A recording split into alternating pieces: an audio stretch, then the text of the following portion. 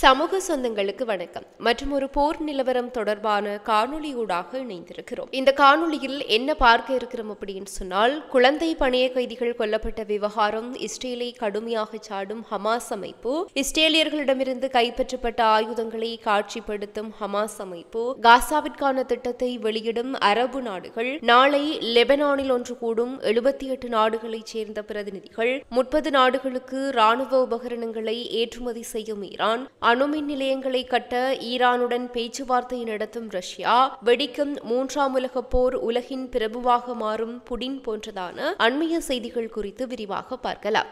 Israel மற்றும் Hamas அமைப்பினரிடையே போர் ஆரம்பித்ததை அடுத்து இஸ்ரேலில் இருந்து பணைய கைதிகளாக பிடித்துச் செல்லப்பட்ட 4 பேரின் உடல்களை ஹமாஸ் அமைப்பு கடந்த வியாழன் மற்றும் வெள்ளிக்கிழமைகளில் ஒப்படைத்தது. இந்த நிலையில் ஹமாஸால் ஒப்படைக்கப்பட்ட ஏரியல் மற்றும் ஹிபிர் பிபாஸ் ஆகிய குழந்தைகள் பாலஸ்தீன அமைப்புகளால் அவர்களினுடைய கைகளால் கொடூரமாக கொலை செய்யப்பட்டதாக இஸ்ரேல் குற்றம் சாட்டியிருந்தது. இந்த நிலையில் இஸ்ரேலிய குழந்தை கைதிகளான ஏரியல் மற்றும் ஹிபிர் பிபாஸ் ஆகியோர் அவர்களை கடத்தியவர்களால் கொல்லப்பட்டதாக இஸ்ரேலிய ராணுவம் குற்றம் சாட்டியதை பாலஸ்தீன குழு சுத்தமான பொய்கள் என்று மறுத்திருக்கிறது. இந்த கூற்று அந்த குடும்பத்தின் கொலைக்கான அதன் குற்றவியல் இஸ்ரேலிய ராணுவத்தின் பொறுப்பை தவிர்ப்பதற்கான ஒரு தீவிர முயற்சியாகும் என்றும் ஹமாஸ் அமைப்பு தெரிவித்திருக்கிறது. இனப்படுகொலை, கொடூரமான குண்டுவெடிப்பு, கட்டடங்கள் மற்றும் சுற்றுப்புறங்கள் பரவலாக அழிக்கப்பட்டது மற்றும் போர்க்குற்றவாளி நெதன்யாகு போர் நிறுத்த ஒப்பந்தத்தை தடுத்தது ஆகியவற்றின் விளைவாகவே பிபாஸ் குடும்பம் கொல்லப்பட்டதாக ஹமாஸ் அமைப்பு வலியுறுத்தி இருக்கிறது. வியாழக்கிழமை மற்றும் வெள்ளிக்கிழமை 2 குழந்தைகள் மற்றும் அவர்களின் தாயார்களினுடைய உடல்களை ஹமாஸ் அமைப்பு இஸ்ரேலுக்கு திருப்பி அனுப்பியது. காசாவில் தாயும் அவரது குழந்தைகளும் அடைத்து வைக்கப்பட்டிருந்த கட்டடத்தின் மீது இஸ்ரேலிய ராணுவம் நடத்திய குண்டுவீச்சு தாக்குதலிலேயே தாயும் அவரது குழந்தைகளும் கொல்லப்பட்டதாக ஹமாஸ் குழு மீண்டும் சுட்டிக்காட்டி இருக்கிறது. இதற்கிடையே இன்றைய தினம் 6 இஸ்ரேலிய பணைய கைதிகளை ஹமாஸ் அமைப்பு விடுவிக்கிறது. இதன்போது அக்டோபர் 7ஆம் தேதி தாக்குதல்களின் போது கைப்பற்றப்பட்ட இஸ்ரேலிய ஆயுதங்களையும் ஹமாஸ் அமைப்பு காட்சிப்படுத்துகிறது. கைதிகள் பரிமாற்ற விழாவின் இடத்தில் இஸ்ரேலிய ராணுவ படைகளிடமிருந்து கைப்பற்றப்பட்ட ஆயுதங்களை காட்சிப்படுத்துவதன் மூலம் பாலஸ்தீன எதிர்ப்பு படைகள் இஸ்ரேலிய ஆட்சிக்கு எதிராக மற்றும் ஒரு உளவியல் போரை ஆரம்பித்திருக்கின்றன. இஸ்ரேலுடன் 7வது சுற்று கைதிகள் பரிமாற்றத்தை மேற்கொள்வதற்கான இன்றைய விழாவிற்கான இடத்தை தயார் செய்கின்ற பாலஸ்தீன எதிர்ப்பு படைகள் முந்தைய சுற்றுக்களைப் போலவே இஸ்ரேலிய ராணுவத்திடமிருந்து கைப்பற்றப்பட்ட ஆயுதங்களை காட்சிப்படுத்தி இருக்கின்றன. குட்ஸ் செய்தி வலையமைப்பால் வெளியிடப்பட்டிருக்கின்ற படங்களின்படி ஹமாஸ் தலைமையிலான அக்டோபர் 7ஆம் தேதி இஸ்ரேல் மீது நடத்தப்பட்ட தாக்குதலின் போது கைப்பற்றப்பட்டதாக கூறப்படுகின்ற இஸ்ரேலிய தானியங்கி துப்பாக்கிகள் தெற்கு காசாவின் ரஃபாவில் சிறைப்பிடிக்கப்பட்டவர்கள் ஒப்படைக்கப்படுகின்ற இடத்தில் ஒரு மேடையின் முன் காட்சிக்கு வைக்கப்பட்டிருப்பது தெரியவந்திருக்கிறது. இதேவேளை காசா தொடர்பான அரபு முயற்சியின் விவரங்களை பாலஸ்தீன வட்டாரம் ஒன்று வெளியிட்டிருக்கிறது. இது வரும் நாட்களில் அறிவிக்கப்பட இருக்கிறது. கட்டாய இடப்பெயர்ச்சி, காசா மீதான இஸ்ரேலிய கட்டுப்பாட்டை எதிர்ப்பது, காசாவை மீண்டும் கட்டியெழுப்புவது, மனிதாபிமான உதவிக்காக எல்லை கடவைகளை மீண்டும் திறப்பது, ஹமாஸின் நிர்வாகம் மற்றும் பாலஸ்தீன அதிகார சபையின் பங்கை நிவர்த்தி செய்வது ஆகியவை இந்த திட்டத்தின் முக்கிய அம்சங்களாக இருக்கும். இந்த ஒப்பந்தத்தை மத்தியஸ்தம் செய்வதில் எகிப்து முக்கிய பங்கு வகிக்கிறது என்று ஊடகங்கள் தெரிவித்தன. இந்த திட்டம் காசா பகுதியை கட்டுப்படுத்தி அதன் குடியிருப்பாளர்களை இடம்பெயரச் செய்யும் இஸ்ரேல் மற்றும் அமெரிக்காவின் திட்டத்தை எதிர்க்கும் வகையில் மிக வலுவான திட்டம் அப்படின்னு சொல்லியும் கூறப்படுகிறது. இந்த திட்டம் வரும் நாட்களில் அறிவிக்கப்பட இருக்கின்றமை குறிப்பிடத்தக்கது.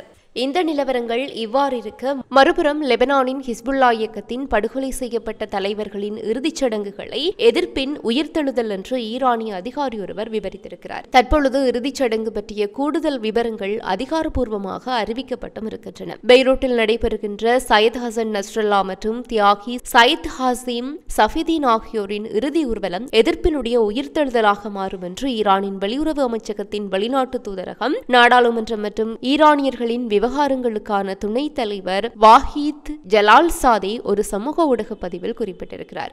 பெய்ரூட்டில் ஞாயிற்றுக்கிழமை, அதாவது நாளை, ஒரு பெரிய இறுதிச் சடங்கு நடைபெற இருக்கிறது. இந்த நிகழ்வில் 78 நாடுகளைச் சேர்ந்த பிரதிநிதிகள் கலந்து கொள்வார்கள் என்று எதிர்பார்க்கப்படுகிறது. ஈரான் இஸ்லாமிய குடியரசின் உயர்மட்ட குழுவில் கலந்து கொள்வதற்காக நாடாளுமன்றம் மற்றும் வெளியுறவு அமைச்சகத்தின் பிரதிநிதிகளுடன் நான் லெபனானுக்கு செல்கின்றேன். அங்கு மக்கள் சிறந்த சூழ்நிலையில் எதிர்ப்பின் தலைவர்களுக்கு தங்கள் உறுதிமொழிகளை புதுப்பிப்பார்கள் என்று அவர் மேலும் கூறியிருக்கிறார். இதற்கிடையில் இறுதி ஊர்வலத்தின் இறுதி ஏற்பாடுகளை மேற்பார்வையிட பெய்ரூட்டில் இருக்கின்ற ஹாமில் சாமவுன் விளையாட்டு மைதானத்திற்கு அதிகாரப்பூர்வ ஈரானிய தூதுக்குழு சென்றிருப்பதாகவும் லெபனானில் இருக்கின்ற ஈரானிய தூதரகம் வெள்ளிக்கிழமை அறிவித்தது. ஊர்வலத்தை மேற்பார்வையிடுகின்ற குழு வெள்ளிக்கிழமை அதிகாரப்பூர்வ இறுதிச் சடங்கு நிகழ்வு உள்ளூர் நேரப்படி ஞாயிற்றுக்கிழமை பிற்பகல் 1 மணிக்கு தொடங்கும் என்றும் இது 7 பிரிவுகளை கொண்டிருக்கும் என்றும் அறிவித்தது. பிப்ரவரி 23 என்பது உலகின் சுதந்திர மக்கள் ஒருபோதும் மறக்க முடியாத ஒரு நாளாக இருக்கும் என்றும் அந்த குழு மேலும் தெரிவித்திருக்கிறது. 2 ஹிஸ்புல்லா தலைவர்களும் ஒரு பெரிய கூட்டத்தை வரவேற்கவும் ஒரு பிரம்மாண்டமான இறுதிச் சடங்கை நடத்தவும் தயாராக இருப்பதாக குழு தெரிவித்திருக்கிறது.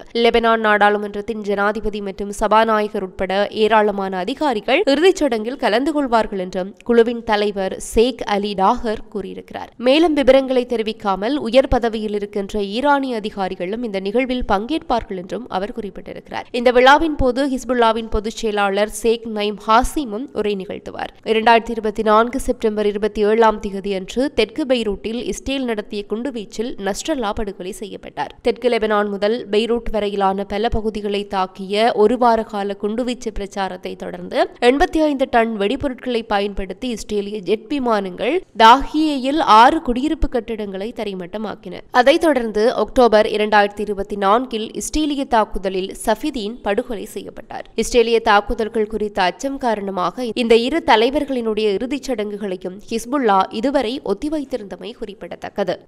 மறுபுறம் ஈரான் இஸ்லாமிய குடியரசு இப்போது உலக அளவில் 30 நாடுகளுக்கு ராணுவ உபகரணங்களை ஏற்றுமதி செய்து வருவதாக ஈரானின் பாதுகாப்பு அமைச்சர் மேஜர் ஜெனரல் அஜீஸ் நசீர் சாதி அறிவித்திருக்கிறார். மேலும் அவர் வெளியிட்டிருக்கின்ற கருத்துக்களில் இஸ்லாமிய புரட்சியின் வெற்றிக்கு பிறகு எதிரிகள் ஈரானுக்கு எதிராக சதி செய்ய தொடங்கியிருக்கிறார்கள். அவர்கள் ஈரான் மீது போரை திணித்தார்கள். ஆனால் அந்த போரானது நாட்டின் வளர்ச்சிக்கும் தன்னிறைவுக்குமே வழிவகுத்திருக்கிறது என்றும் ஈரான் இப்போது ஒரு ஆயுத ஏற்றுமதியாளர் மாறியிருக்கிறது என்றும் அவர் குறிப்பிட்டிருக்கிறார். இந்த புரட்சி ஆரம்பித்ததிலிருந்தே அடக்குமுறையாளர்கள் மற்றும் கொடுங்கோலாளர்களுக்கு எதிராக நின்றிருக்கிறது என்று அவர் குறிப்பிட்டிருக்கிறார். இது இமாம் ஹுமைனி தலைமையில் தொடங்கி வளர்ந்து வருகிறது என்றும் அமெரிக்கா போன்ற நாடுகளின் இயல்புடன் எப்போதும் முரண்பட்டு வருகிறது என்றும் கூறியிருக்கிறார். ஏனெனில் ஈரான் ஒடுக்குமுறைகளுக்கு எதிராக நிற்கிறது மற்றும் கொடுங்கோன்மையை எதிர்க்கிறது என்றும் அவர் குறிப்பிட்டிருக்கிறார். இன்று ஈரானினுடைய புரட்சிகர சிந்தனைகள் சர்வதேச அளவில் தாக்கத்தை ஏற்படுத்தி இருப்பதாகவும் எதிரிகள் இந்த உண்மையை கண்டு பயப்படுவதாகவும் ஈரானிய பாதுகாப்பு அமைச்சர் வலியுறுத்தி இருக்கிறார். இந்த நிலையில் ஈரானின் சாஹெட்ரோனை வாங்குவதற்கான நிபந்தனைகளை ஐக்கிய நாடுகள் சபைக்கான ஈரானின் நிரந்தர தூதரகம் வெளியிட்டிருக்கிறது. ஐக்கிய நாடுகள் சபைக்கான ஈரானின் நிரந்தர தூதரகம் நாட்டின் சாஹெட்ரோனை மற்ற நாடுகளுக்கு விற்பனை செய்வதற்கு சட்டப்பூர்வ தடை எதுவும் இல்லை என்று வலியுறுத்தி இருக்கிறது. சாஹெட்ரோன் உலகின் மேம்பட்ட ஆளில்லா வான்வழி வாகனங்களில் ஒன்றாகும். விதிவிலக்கான உளவு, கண்காணிப்பு மற்றும் செயல்பாட்டு திறன்களை இது கொண்டிருக்கிறது. அதே நேரத்தில் மிகவும் செலவு குறைந்த விலையை பராமரிக்கிறது என்றும் கூறப்படுகிறது. அதன் விற்பனைக்கு எந்த சட்டப்பூர்வ தடையும் இல்லை. மற்றொரு மாநிலத்திற்கு எதிரான ஆக்கிரமிப்பு செயல்களில் இதை பயன்படுத்துவதை தவிர்ப்பதற்கு உறுதியளிக்கின்ற எந்த ஒரு நாடும் அதன் வாங்குதலுக்கு விண்ணப்பிக்க தகுதியுடையது என்றும் அது வலியுறுத்தியுள்ளது.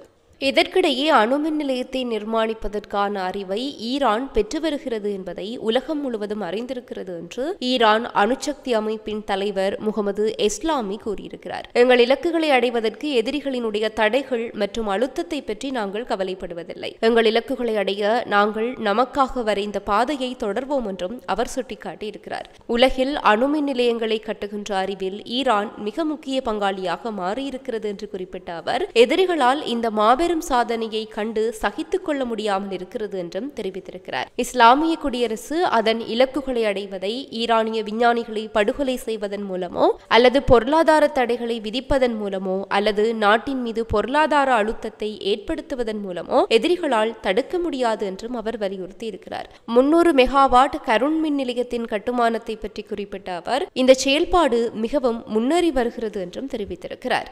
இந்த நிலையில்தான் ரஷ்ய அரசு அணுசக்தி நிறுவனமான ரோசாட்டம் ஈரானில் மற்றொரு அணுமின் நிலையத்தை நிர்மாணிப்பது குறித்து பேச்சுவார்த்தை நடத்தி வருவதாக எதிர்கால தொழில்நுட்ப மன்றத்தில் நடைபெற்ற நிகழ்ச்சியில் அதன் தலைமை நிர்வாக அதிகாரி அலெக்சி லிகாட்சேவ் அறிவித்திருக்கிறார். அணுசக்தியை முன்னேற்றுவதில் ஈரான் அரசாங்கம் தீவிரமான நிலைப்பாட்டை எடுப்பதை நாங்கள் காண்கின்றோம். எங்கள் தரப்பில் நாங்கள் எங்கள் முயற்சிகளை துரிதப்படுத்தி வருகிறோம். மேலும் ஈரானில் அணுசக்தி மேம்பாட்டிற்கான அடுத்த தளம் குறித்து பெரிய அளவில் பேச்சுவார்த்தைகளில் ஈடுபட்டிருக்கிறோம் என்று லிகாட்சேவ் கூறியிருக்கிறார்.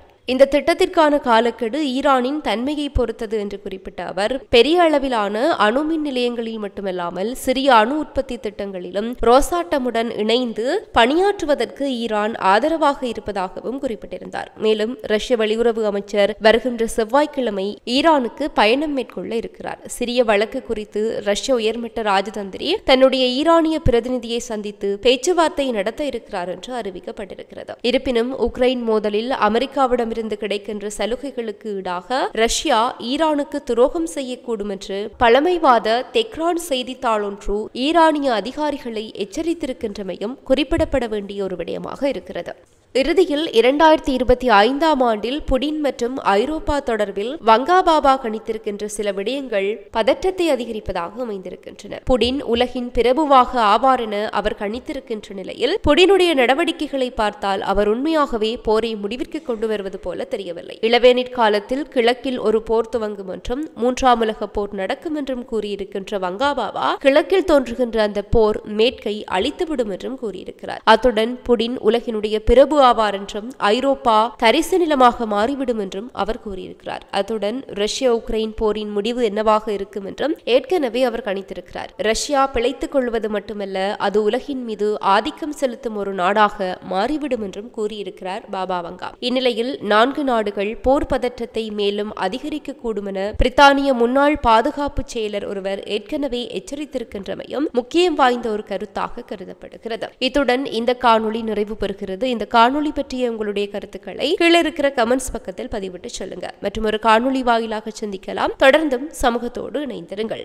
இது போன்ற பல செய்திகளை தெரிந்து கொள்ள நம்முடைய சமூக மீடியா யூடியூப் சேனலை சப்ஸ்கிரைப் செய்து அருகில் உள்ள பெல் பட்டனை கிளிக் செய்யுங்கள். மேலும் செய்திகளை உடனுக்குடன் தெரிந்து கொள்ள சமூகமீடியா.com என்ற இணையதளத்தின் வாயிலாக எங்களுடன் இணைந்திருங்கள்.